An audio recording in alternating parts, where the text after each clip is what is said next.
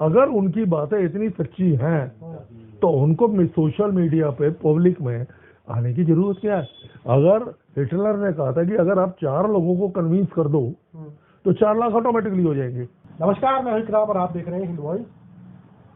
आज हम फिर से केपी एस्ट्रोलॉजी पर बात करेंगे, क्योंकि जब भी मैं केपी एस्ट्रोलॉजी पर बात करता हूं बहुत सारे लोग कमेंट करते हैं कि सर आप हमेशा एस्ट्रोलॉजी से हो रही चीज़ों और जो प्रिडिक्शन है वो तो बताते हैं, लेकिन केपी एस्ट्रोलॉजी क्या है? बहुत सारे लोग वैदिक एस्ट्रोलॉजी पे बात करते हैं, बहुत सारे लोग केपी का नाम लेते हैं, लेकिन केपी की सही जानकारी आप लोगों तक नहीं पहुंचती। ये कैसे काम करती है, कैसे प्लैनेट की दिशा बताती है, तय करती है, और कैसे दुनिया भर में जो हालात पैदा होते हैं उस पर बातचीत करती है, और कैसे बताती है कि क्या कुछ हो सकता है, क्या कुछ बदलाव होने वाला है, चाहे वो राजनीति में हो, चाहे वो एक आम दिनचर्या में हो, आप लोगों की जिंदगी में इसका क्या असर पड़ता है और कैसे ये सब काम करती है। और अक्सर हमने बहुत सारी वीडियो बनाई है इस पर, नीचे लिस्ट है सर के साथ मेरी, जिनका नाम है अशोक कुमार गुप्ता जी, मशहूर केपी एस्ट्रोलॉजर हैं। तो आज भी मेरे सवाल इनसे ज़्यादातर ये रहेंगे कि केपी एस्ट्रोलॉजी कैसे काम करती है, आखिर है क्या है केपी एस्ट्रोलॉजी? जी सर। सर, ज्योतिष का इतिहास मानव जन्म के साथ जुड़ा हुआ है। यू कैन से जैसे इंसान बना तो ज्योतिष भी पैदा हुई। अब जैसे बहुत सारे व्यसन हैं या चीजें हैं वो आदमी के साथ जुड़े हुए हैं, तो केपी भी इसी तरह से है। अब केपी के इतिहास की बात करो तो हम ये नहीं बता सकते कि ये लाखों साल पुरानी है कि 10,000 साल पुरानी है या 20,000 पुरानी है। अब एक नया बड़ा पॉपुलर नाम शुरू हुआ है वैदिक एस्ट्रोलॉजी। ओके। वेद क्या है? वेदों के बारे में यह माना जाता है कि वो देवताओं की वाणी है। देवता जो बात कहना चाहते थे अपने इंट्यूशन से, अपनी मेडिटेशन से, वो कुछ ऋषि मुनियों ने उसको सुना, समझा और वेद लिख दिए, और वो 4 वेद बना दिए। अब इन वेदों के भी 6 अंग अलग हैं, जन कल्याण के लिए बनाए गए। जैसे आप आयुर्वेद की बात करते हैं, मेडिकल की बात करते हैं, तो उसके लिए आते हैं चरक ऋषि। वे चरक ऋषि ने वेदों की रचना की, आयुर्वेद की रचना की। आप योगा की बात करते हो तो पतंजलि का नाम आता है। अब ऐसे ही इन 6 अंगों का के अंदर बहुत सारे ऋषि मुनियों ने अपने अपने कंट्रीब्यूशन किए। ऐसे ही ज्योतिष के अंदर वो भी वेदों का एक अंग है, बहुत सारे ऋषि मुनियों ने इसमें अपना कंट्रीब्यूशन दिया, और वो कंट्रीब्यूशन जो भी था वो उन्होंने लिखा, कुछ लोगों को मुंह से समझाया, गुरु शिष्य परंपरा में लिखा। लेकिन वो सारा का सारा जो कंट्रीब्यूशन है वो इतना वेक, एम्बिग्यूअस, कॉन्ट्राडिक्टिंग और पता नहीं कितने अलग अलग तरीकों से लोगों ने उसको फैलाने की कोशिश करी। और उनमें कुछ नाम हैं, जैसे पराशरी बोल देते हैं, बारामेर बोल देते हैं, जैमिनी बोल देते हैं, और वो खुद ज्योतिष हिंदुस्तान वालों ने नहीं लिखा, वो सारे वर्ल्ड ने उसमें अपना अपना कंट्रीब्यूशन किया। अब एस्ट्रोलॉजी 1952 से पहले उसी पैटर्न पे चल रही थी, और उसके अंदर मेरा ख्याल, मैं नहीं समझता, मुझे तो नहीं मिली कि किसी ऋषि मुनि ने जो वास्तव में लिखा उसकी कोई टेक्स्ट, किताब या कोई रिटन लिटरेचर हमारे हाथ में आया। और हमारे पास जो भी आया वो कॉपी पेस्ट किया किसी दूसरे ने अपने हिसाब से इसकी ट्रांसलेशन, इंटरप्रिटेशन करके हमारे हाथ में पता। भारतीय ज्योतिष, पराशरी, जैमिनी, व्हाटएवर। तो प्रोफेसर कृष्णमूर्ति भी इसी लाइन को फॉलो कर रहे थे। वो एक ऐसे संभ्रांत परिवार थे जहां ज्योतिष मेन था। 1952 के अंदर वो जाके इस सिस्टम को लेके कंप्लीटली फ्रस्ट्रेट हो गए कि यार ये कभी भी एक सिमिलर रिजल्ट नहीं देती है, और जो जुड़वा बच्चे 1 या 2 मिनट के अंदर पैदा होते हैं उनको जो रिजल्ट है ऑल टुगेदर अलग मिलते हैं। तो why so? Why so? That it need to be corrected, refined, modify. वहां से वो कृष्णमूर्ति जी ने वो टास्क अपने हाथ में लिया जी, और उस वक्त तक का जो भी लिटरेचर उनके हाथ में मिला, जो भी फाइंडिंग मिली, वो उन्होंने एक एक करके उसको टेस्ट करना शुरू किया। उसको टेस्ट करके उनकी जो उसकी ऑब्जर्वेशन बनी, वो उन्होंने अपनी मैगजीन एस्ट्रोलॉजी एनालिसिस में छापनी शुरू कर दी और जनता, पब्लिक, एस्ट्रोलॉजर, रमन साहब, ये जितने भी बड़े बड़े एस्ट्रोलॉजर तक, उन तक वो पहुंचानी शुरू करी कि भाई आप इसमें अपने ऑफर, कमेंट ऑफर करो, अपनी सजेशन ऑफर करो, इसमें बताओ कि ये गलत है कि ठीक है। तो ये 15 साल तक ये लड़ाई चली और नॉट ओनली एस्ट्रोलॉजी, इसके अंदर जो भी टेक्निकल और एस्ट्रोनॉमिकल एस्पेक्ट्स हैं वो भी इन्होंने टेस्ट किए, जैसे एनामशा, अच्छा, सनराइज, लैटिट्यूड, लॉन्गिट्यूड, दशा, अंतरदशा। अब ये 360 दिन पे कैलकुलेट करनी है कि 365.25 डेज पे कैलकुलेट करनी है। नोड, राहु केतु, ये हमें मीन में कैलकुलेट करने हैं या ट्रू पे जाना है। तो ही वर्क आउट एवरीथिंग। और 16 साल वो ऑब्जर्वेशन पूरी करने के बाद उन्होंने, किसी भी ऋषि की हमारे पास ओरिजिनल किताब नहीं है कि उन्होंने कैसे लिखा और कैसे वो ऑब्जर्वेशन पे पहुंचे। कृष्णमूर्ति जी ने इसके ऊपर 6 किताबें लिखी। वो किताबें क्या दर्शाती हैं? वो सारा का सारा एस्ट्रोलॉजिकल प्रोसेस को कैसे अपने प्रोसीड करना है। एग्जाम्पल कैसे एक आप बनाए? आपने एक टाइम पर दिया मेरे को, अब उसका चार्ट बनाने के 16 तरीके हैं। अच्छा, जैसे एक श्रीपति पद्धति है, कॉमन आउट डिवीजन है जो आजकल मोस्टली एस्ट्रोलॉजर इस्तेमाल करते हैं, वेस्टर्न इस्तेमाल करते हैं, ट्रॉपिकल सिस्टम, राइट, और कुछ इस्तेमाल करते हैं कोई और सिस्टम। तो ये 16 तरीके हैं। इन 16 तरीकों में से कौन सा सिस्टम ऐसा है जो एक्यूरेटली और क्लियरली आदमी के जीवन के ऊपर, जिससे कि हम एग्जैक्ट रिजल्ट, ये 16 चीजें हैं खाना खाने के लिए, लेकिन ये चीज कौन सी ऐसी चीज है जो हमारे को संतुष्टि देगी, हमारी स्वास्थ्य के लिए भी अच्छी है और हमारा पेट भी भरेगा। तो उन्होंने एक सिस्टम उसमें पिकअप किया, प्लेसिडियस। उस सिस्टम का नाम क्या है? प्लेसिडियस। ये काम क्या करता है? वो होरोस्कोप बनाना ना। अच्छा, आपको जो आपका बेस है, फंडामेंट है, जिसके पर आप एस्ट्रोलॉजी आगे बढ़ोगे, वो तो आप होरोस्कोप या चार्ट कह लो या कुछ भी कह लो, उसी पर आगे बढ़ोगे ना। हाँ, भाई आपने कोई खाना बनाना है तो उसके लिए इंग्रेडिएंट इकट्ठे करोगे ना, भाई कौन कौन से इंग्रेडिएंट है हमारे को खाना बनाने के लिए। बिल्कुल। तो उन्होंने वो इंग्रेडिएंट इकट्ठे करने के शुरू किए और उन सबको इकट्ठा करके एक फाइनल चार्ट बना, जैसे खाना बनता है, सबको आपने पका वका के बनाया और वो उन्होंने लिखा, स्ट्रक्चर किया और 6 किताबों में स्टेप बाय स्टेप उन्होंने उसको एक्सप्लेन किया। That KP is not a just a word of a mouth. I am an KP astrologer, I am an astrologer. What is the source of my information? From where I got this information? I have to reveal that. आप doctor के पास जाते हो, engineer के पास जाते हो, CA के पास जाते हो, chartered accountant, wherever you find a board, he being regulated by authority. Doctor के पास जाते हो, उसका चार्ट लगा होता है, registered with the Indian medical council. CA के पास जाते हो, इंस्टीट्यूट ऑफ चार्टर्ड अकाउंटेंट का बोर्ड लगा होता है। इंजीनियर के पास जाते हो, इंडियन मेडिकल इंजीनियरिंग एसोसिएशन का लगा होता है, जी ये हमारे पास रजिस्टर्ड है। और वो रजिस्टर्ड कब हुआ है?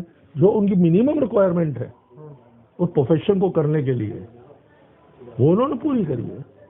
लेकिन आप क्या एस्ट्रोलॉजर के पास कहीं इस तरीका को दिखा सकते हैं? और आप पब्लिक से डील कर रहे हो, पब्लिक का टाइम ले रहे हो, उनसे पैसे ले रहे हो।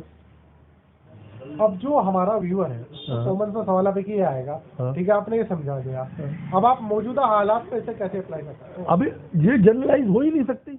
अच्छा, astrology is not meant to be generalize, कि भाई सिंपली आपने कोई बात पूछी कि भाई ये कैसे हो सकती है। दूसरा, this is a very personal subject. आप किसी भी एस्ट्रोलॉजर के पास जाते हो, कहते हैं भाई नाम, अरे तो भाई, अब कोई काम हुआ, कह ले इसकी तो एस्ट्रोलॉजी अभी से बननी शुरू हो गई, और भैया तो किसी ने डिसीजन ले लिया, आपने फॉर सेक ऑफ कि मैं एक एस्ट्रोलॉजर हूँ, मुझे कुछ बोलना है, हाँ, मुझे अपने आप को प्रूव करना है, बोलना है, तो दुकान चला रहे हैं सर। क्यों दुकान चल रही है? अब बताओ ना, अगर उनकी बातें इतनी सच्ची हैं तो उनको सोशल मीडिया पे पब्लिक में आने की जरूरत क्या है? अगर हिटलर ने कहा था कि अगर आप 4 लोगों को कन्विंस कर दो तो 4 लाख ऑटोमेटिकली हो जाएंगे, why then they are on the social platform to hyping कि जी मैंने 50,000 प्रेडिक्शनें कर दी हैं, 80 लाख मेरे फॉलोअर हैं या 80,000 मेरे फॉलोअर हैं। Why? What is the need of that? लोगों की भलाई तो कर रहे हैं ना, लोग समझते हैं। अरे भाई, भलाई कर रहे हैं तो आप लोगों को ये बता, आपने अगर भलाई करी है तो word of mouth is more than sufficient.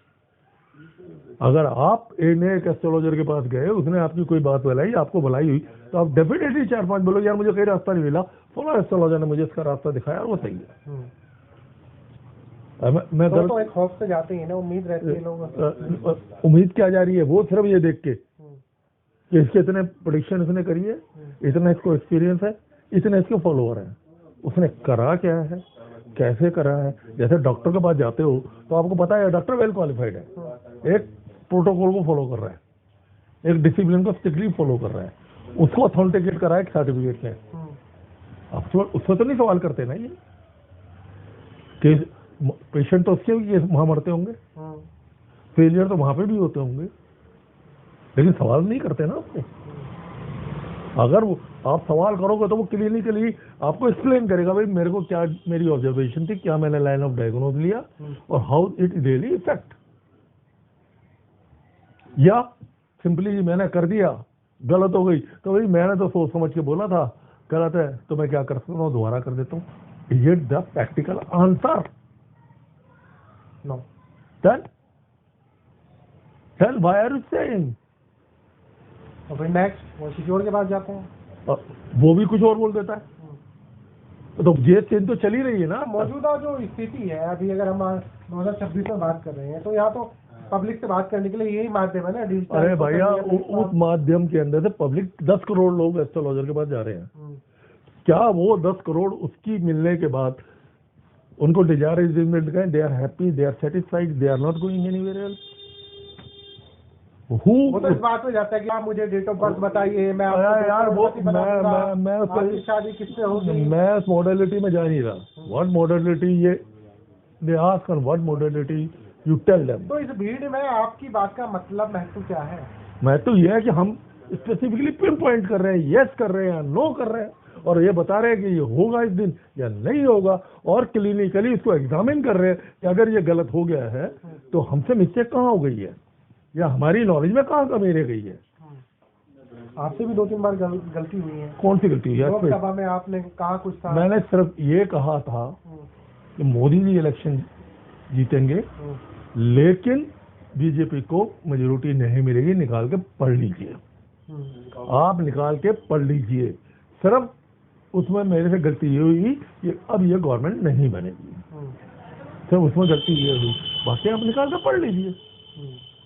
आप निकाल के पढ़ लीजिए जो भी मैंने प्रेडिक्शनें करी हैं। आपने सिर्फ ये कहा था कि मेजोरिटी तो इन्हीं की आएगी, लेकिन सरकार जो है वो नहीं बनेगी।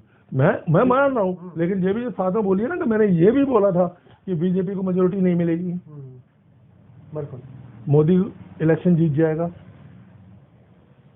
ये भी तो मैंने साथ बोला था, या खाली एक ही बात बोल के मैंने खत्म कर दिया? अभी देश पे जो मुसीबतें आई हैं, अभी हम सब्जेक्टिव बात ही नहीं करेंगे, हम केपी के ऊपर बात करेंगे कि व्हाट इज केपी। तो लाना चाह रहा हूँ, केपी अभी क्या कहती है? हम जनरलाइज प्रेडिक्शन नहीं कर सकते, और जो जनरलाइज प्रेडिक्शन थी वो लास्ट एपिसोड में मैंने पुनर्पु दोषा के नाम लेके आपके सामने पूरी की पूरी एक्सप्लेन कर चुका हूँ। पुनर्पु दोषा कैसे काम करता है? पुनर्पु दोषा हम एस्ट्रोलॉजी के अंदर एक दोष को मानते हैं, बाकी वैदिक ज्योतिष के लो, भारतीय ज्योतिष के लो, किसी भी ज्योतिष की बात कर लो, उसमें लाखों परम्यूटेशन, कॉम्बिनेशन, योगा, ये वो भरे पड़े हैं, और हर जन्म पत्र में कुछ अच्छे मिलेंगे, कुछ बुरे मिलेंगे।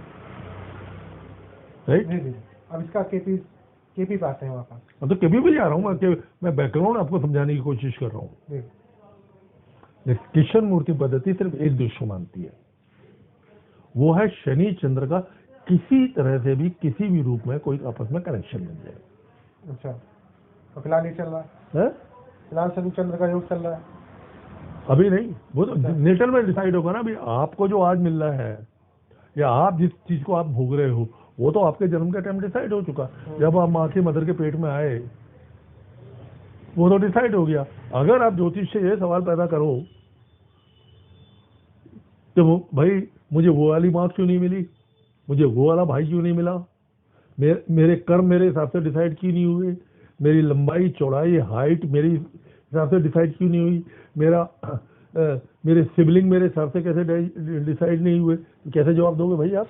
अगर आप एस्ट्रोलॉजी को इस लेवल पर ले जाना चाहते हो तो बताइए कि मैं यहाँ पैदा होना चाहता हूँ, इस टाइम पे पैदा होना चाहता हूँ, कैन यू डिसाइड? या मैं ऐसे मरना चाहता हूँ, इस टाइम मरना चाहता हूँ। देखिए ये तो हो गया, लेकिन कुछ लोग तो ये कहते हैं ना कि मुझे इतना पैसा मिल जाए, मेरी शादी ऐसी हो जाए, मेरी हेल्थ ऐसी रह जाए। वो आपके जन्म के बाद चीजें आई हैं और एस्ट्रोलॉजी ने उसमें क्या करना है वो आपके जन्म से जिस वक्त आप माँ के पेट में जाते हो वो डिसाइड कर देता है कि ये बच्चा भ्रूण 3 महीने जिंदा रहेगा। माँ के पेट परमात्मा ने, नेचर ने, अल्लाह ने, मियाँ ने, जीसू ने, whatever you call that, decide कि भाई इस आत्मा को फिजिकल रूप के अंदर हमें धरती में लाना है। राइट। उसने आपको एक प्रवेश दिया माँ के पेट में और वहां पे उसने डिसाइड कर दिया। जैसे आपके कुरान में कहा जाता है कि जैसे बच्चा माँ के पेट में आता है उसका भविष्य डिसाइड हो जाता है। कहा जाता है कि नहीं कहा जाता है? उसके कर्म डिसाइड हो जाते हैं। तो इसको कब कब क्या क्या मिलना है और किन किन चीजों से इसको परेशान होना है और किन किन चीजों से कैसा हाल है, तो उसी को रिजॉल्व करने के लिए एस्ट्रोलॉजी बनी है। अब आपने कह दिया जी मैं बहुत परेशान हूँ, मैं बहुत दुखी हूँ, मेरी बड़ी दिक्कत है, मेरी वो दिक्कत है, तो ये प्लेनर डिसाइड कर रखा है। हम एस्ट्रोलॉजर से ये बता सकते हैं कि यार ये समस्या आपकी इतने दिन चलने वाली है। हम ये नहीं बता सकते कि भाई आप ऐसा कर लो ये आपकी समस्या खत्म हो जाएगी। तो वो गॉड का जो डिसीजन है, उसका जो इतना पावरफुल डिसीजन है, क्या हम उसको बदल सकते हैं? भगवान कृष्ण महाभारत में अर्जुन के अभिमन्यु के साथ थे, तो क्या अभिमन्यु की मृत्यु को वो रोक पाए? नहीं। क्यों? क्योंकि पहले से तय था। पहले से तय था। तो उन्होंने सेंटेंस बोला, मैं नियति के नियमों के खिलाफ नहीं जा पाऊंगा। लेकिन दुआ से तकदीर तो बदल जाती है ना। है? वो तो आपके मन को समझाने के लिए, आपको एक सहारा देने के लिए, आपको एक उम्मीद देने के लिए रास्ते बनाए जाते हैं। लेकिन सच्चाई तो नहीं बदल दी ना उससे। आपने मंदिर में गया, आपने प्रसाद चढ़ाया, 10 लोगों को रोटी खिला दी, तो मैंने अच्छा काम कर दिया भाई। लेकिन उस अच्छे काम का मतलब ये नहीं है कि जो रिजल्ट आप महसूस कर रहे हैं वो रिजल्ट आपको मिल रहे हैं या वही रिजल्ट मिलेंगे। वो 1% लोगों को अगर उस तरह से रिजल्ट मिल गए तो जी मेरा सिस्टम, तो क्या अगर ये इतना बड़ा साइंस है और वो एक आदमी पे एप्लीकेबल हो गया तो क्या हम मान लें कि हाँ उस आदमी के कहने के हिसाब से ये साइंस बिल्कुल सही है? एक पर्टिकुलर मेडिसिन है, वो 10 लोगों को दी जा रही है और उनमें से एक व्यक्ति मर गया या 9 व्यक्ति मर गए और एक जिंदा रह गया, तो हम क्या मान लें कि ये मेडिसिन बेकार है? हम ये ढूंढते हैं कि इस मेडिसिन के अंदर कहाँ पे क्या कमी है, क्या लोची है, क्या प्रॉब्लम्स हैं, why it is not working the way we are looking for. तो आप एस्ट्रोलॉजी को यह मत मान के चलिए कि वो भविष्य को बदल देगी या आपका सारा का सारा जो भी कुछ है ओवरराइट चेंज कर देगी। It can only tell the suffering और good time you are facing is up to that, and if some remedy, some help is there, so that is in the chart itself। तो वो divine ने plan करा हुआ है। आप divine को, nature को, प्लेनेट को अपने हिसाब से नहीं चला सकते। उनको जो पाथ मिल गया, उनको जो रास्ता मिल गया, उनको जो डायरेक्शन मिल गई, यार they are the energy, they are such a bloody big energy. Can you do it? Can you change their path? Can you modify them to work in your way? What is the benefit of KP? Sorry, so what is the benefit? अगर ये सब नहीं कर सकते हैं तो फिर फायदा क्या है? कि फायदा सिर्फ ये है, पहली बात एस्ट्रोलॉजी के बाद जाओ मत। अच्छा, just take it the philosophy. तो फिर किस लिए? अगर नहीं जा रहे हैं तो किस लिए? मैं बता रहा हूँ, मुझे बोलना दो सर। हाँ बोलिए। जस्ट बिलीव, यार रात होती है तो दिन भी होता है, अच्छा, ठंड आती है तो गर्मी भी आती है, चीजें चेंज विद द टाइम, चीजें चेंज विद द टाइम। और वो प्रकृति करती है, गर्मी भी लाती है, बारिश भी लाती है, ठंड भी लाती है, सावन भी लाती है, नेचर करता है। As per your adaptability, you like it, you don't like it, वो करता है। Still you are feeling more conscious and so troubled कि भाई यार this is not giving me any relief, and unless I make up my mind according to that, then you talk to an astrologer. Then you talk to an astrologer, subject to उस astrologer का पहले उसके reference इकट्ठे करो यार कि कहाँ पे क्या क्या कैसे कैसे इसने किया है। अब in my case I specifically want to tell you, मैंने जो कुछ किया सब well drafted and well documented है। तो मानव कल्याण की भलाई के लिए क्या कमाएंगे फिर? भलाई के लिए है कि अगर आपको चाहिए तो करेक्ट एस्ट्रोलॉजर जाओ, केपी को फॉलो करो। अगले एपिसोड एस्ट्रोलॉजर बन के आप कह रहे हैं कि जाओ मत किसी एस्ट्रोलॉजर के पास, भाई क्या फायदा क्या होगा? मैं कहना ये चाहता हूँ कि भाई अगर यू आर फीलिंग कि the nature is not really helping me, then you see to let me understand more, let me understand more, then you go to astrologer. I'm not saying you don't go to the astrologer. I only mean to say if you can't understand or not satisfied that nature is behaving with you, so you can go like तुम्हारे पेट में दर्द होता है तो तुम घर की home remedy क्या करते हो? अजवाइन खा लो, नींबू पानी पी लो, मीठा सोडा। मैं वही तो कह रहा था सर, वही अगर आपको लग रहा है कि यार ये हेल्प ही नहीं कर पा रही है, इसमें वैदिक या केपी को किसी के पास भी जाए, वैदिक तो है ही नहीं कुछ। अच्छा, पहले सारे लोगों को चैलेंज था। अभी मैंने वैदिक बताया, Vedic is just a part of a Veda. You can't say this is Vedic, this is a part of a अंग है वैदिक का। वैदिक के 6 अंग है, जैसे वन ऑफ द अंग, और इसके अंदर कंट्रीब्यूशन करने वाले लाखों करोड़ों एस्ट्रोलॉजर है। इसके अंदर कंट्रीब्यूशन करने वाले लाखों करोड़ों एस्ट्रोलॉजर है, लाखों सिस्टम है, लाखों प्रिंसिपल है, फंडामेंट है। समझ गया मेरी बात? आप मेरा लॉजिक समझ में आ रहा है? मैं समझ रहा हूँ। और not only India, world across astrology कोई इंडिया का प्रभु में नहीं है, जी वेस्टर्न में भी ये आप अगर आप इसकी हिस्ट्री पढ़ोगे, मैं आपको किताब दे दूंगा तो आपका your mind will blow up. Sir उस चीज को लेकर तो एआई पे बहुत बहस चल रही है। क्या सर? एआई पे आजकल एआई भी एस्ट्रोलॉजर बन गया है। Okay okay okay okay okay. Did AI has a human brain? No, but they have analyse power. नहीं, simply said it did AI is a human brain? No. Mister Sharda, I invite you to explain the AI in astrology. Astrology का AI बहुत ही ज्यादा use कर रहा है, लोग उसके पास भी अपनी प्रेडिक्शन के लिए जाते हैं। तो क्या वो वाकई ही एक तरह से उसका रिजल्ट निकाल सकता है, आपको बता सकता है, क्या वो सोच सकता है? उस बारे में हमारे पास टेक्निकल इंजीनियर हमारे साथ मौजूद है, सॉफ्टवेयर इंजीनियर है, एआई के लिए भी काम करते हैं, तो बताएंगे सर। एआई बहुत सारे डिपार्टमेंट, बहुत सारे जगहों में, बहुत सारे बिजनेसेस में इम्प्लीमेंट हुआ और बहुत सारे काम को इसने ऑटोमेट करते हुए ह्यूमन से ज़्यादा इफ़िशियंसी दिखाई और बिजनेसमैन के पैसे बचाए।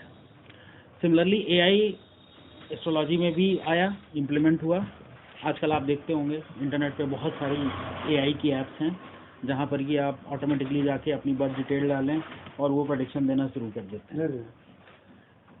पर्सनली मैंने बहुत सारी एआई एप्लीकेशंस को AI की एस्ट्रोलॉजी एप्लीकेशंस को टेस्ट किया, वेरीफाई किया, लेकिन उनके जो रिजल्ट्स हैं वो परफेक्ट नहीं है।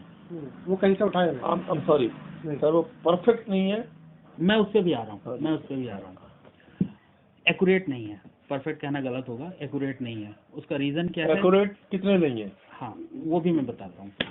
जब AI एस्ट्रोलॉजी ऐप आपका रिपोर्ट बना के देता है तो पढ़ने में बड़ा अच्छा लगता है, लैंग्वेज बड़ी अथॉरिटेटिव एफर्ट होती है, क्योंकि AI के जो जनरेटिव AI के मॉडल्स हैं उनसे लिखी हुई होती है।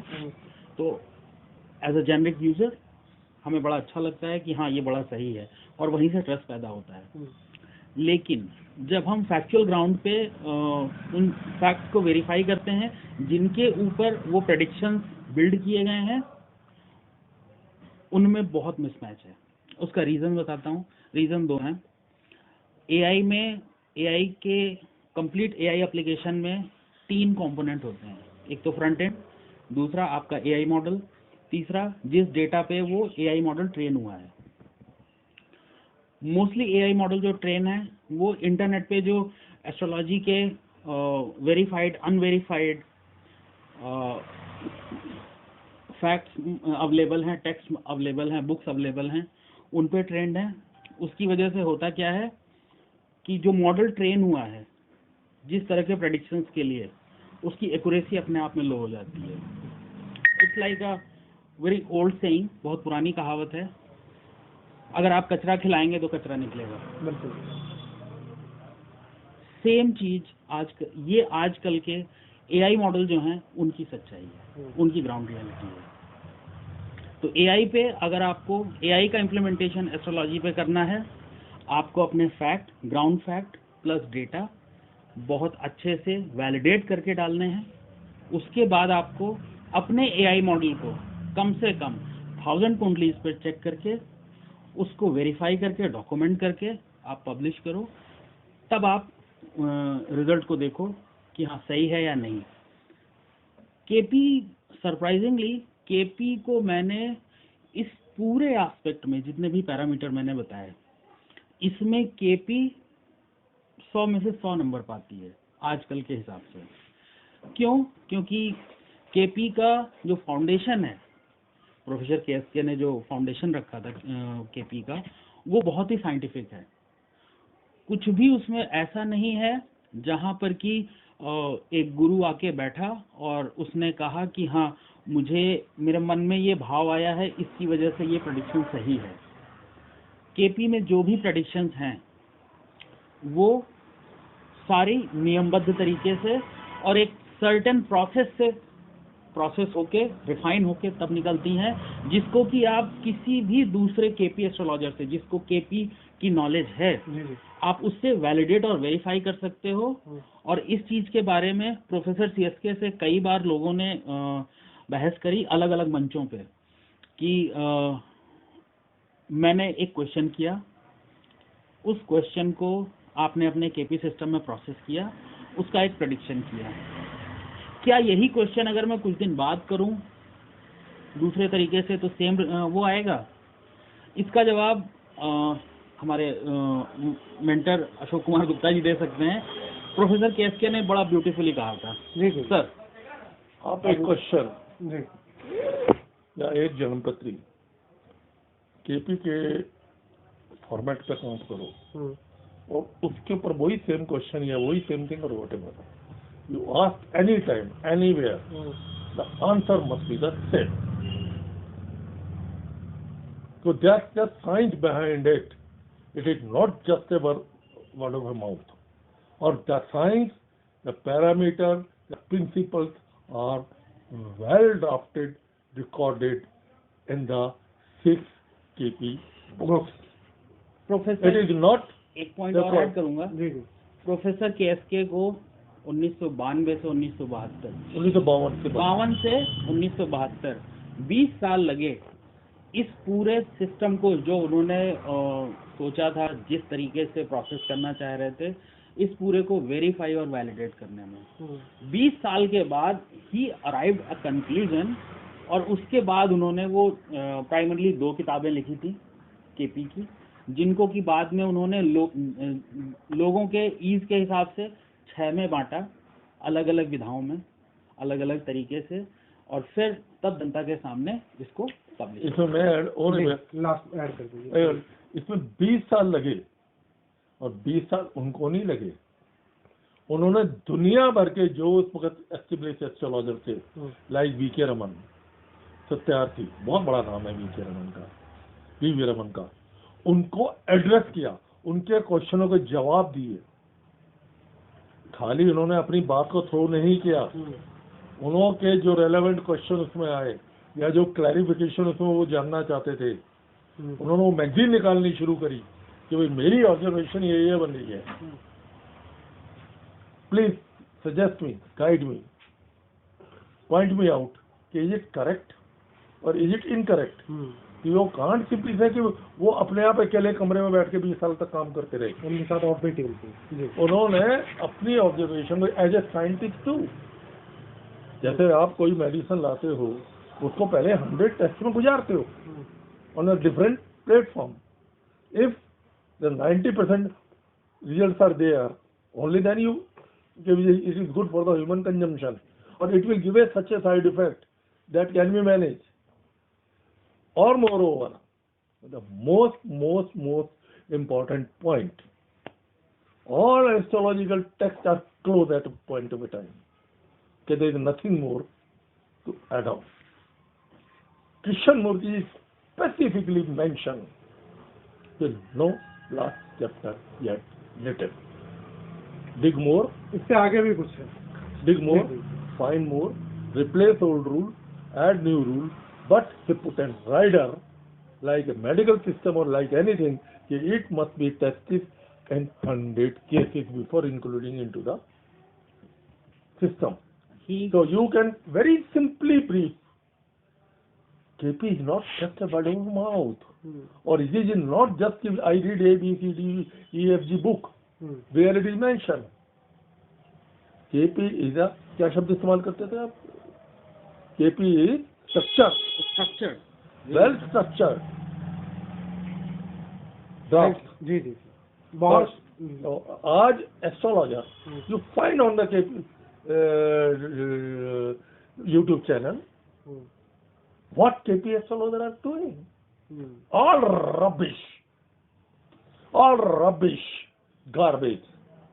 They don't even know which chart to be made or how that chart to be made or how to confirm the exact moment of birth. To KP deal finally and twin birth. कि 2 जुड़वा बच्चे पैदा हुए within a minute, but their destiny is entirely different, their working is entirely different, and why that event happened at that particular moment. और इसी वजह से KP में बहुत सारे आजकल के एस्ट्रोलॉजर्स जिनको सर रेफर कर रहे हैं, उन्होंने क्या किया, उन्होंने अपने पर्सनल कॉमर्शियल गेन के लिए, अपने फाइनेंशियल गेन के लिए केपी तो उनकी समझ में आई नहीं, केपी को कभी नाड़ी के साथ मिक्स किया, उसको केपी नाड़ी बोले, केपी को कभी नक्षत्रा के साथ मिक्स किया, उसको केपी नक्षत्रा बोला, और फिर उसकी धुआंधार मार्केटिंग शुरू कर दी, जिससे कि लोगों का ध्यान आकर्षित हो, और अधकचरे नियम के अनुसार उन्होंने प्रेडिक्शन करके लोगों से पैसे वसूले।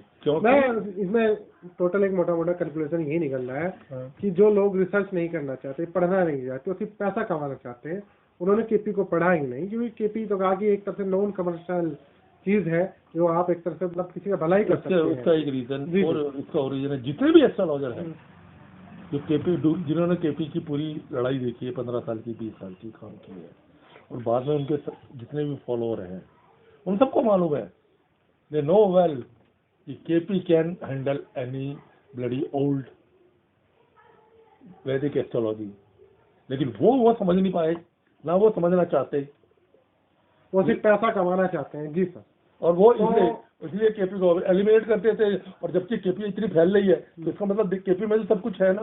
बिल्कुल। What is in KP they don't know. शुक्रिया इस पूरे एपिसोड के लिए, इस पूरे पॉडकास्ट के लिए। और शरद भाई ने टेक्निकल जो आजकल यूज एआई कर रहा है तो उस पर भरोसा ना करें, वो क्या प्रोडिक्शन दे रहा मैं नहीं है, कह कहाँ रहा। से उठा के दे रहा मैं है, ये आपके ऊपर मर्जी है। आप वो मैं यही कह रहा हूँ नहीं सर। नहीं, आप कुछ मत बोलिए, लेट द नेचर डिसाइड, बिल्कुल। लेट तो द नेचर डिसाइड, नहीं, लेट द किसी फाइनल जजमेंट। हमारा एपिसोड किसी एस्ट्रोलॉजर को एक तरह से कोई कहना नहीं है, ना हाँ। किसी के विरोध में है, सब अपना काम अच्छे से कर रहे हैं। हमने बस सर ने यही कहना है कि केपी को थोड़ा पढ़ने की जरूरत है, बाकी जो कर रहा है अपने हिसाब से कर रहा है, हमारी किसी से पर्सनल कोई दुश्मनी नहीं है। और नीचे कमेंट कीजिएगा, वीडियो को शेयर कीजिएगा।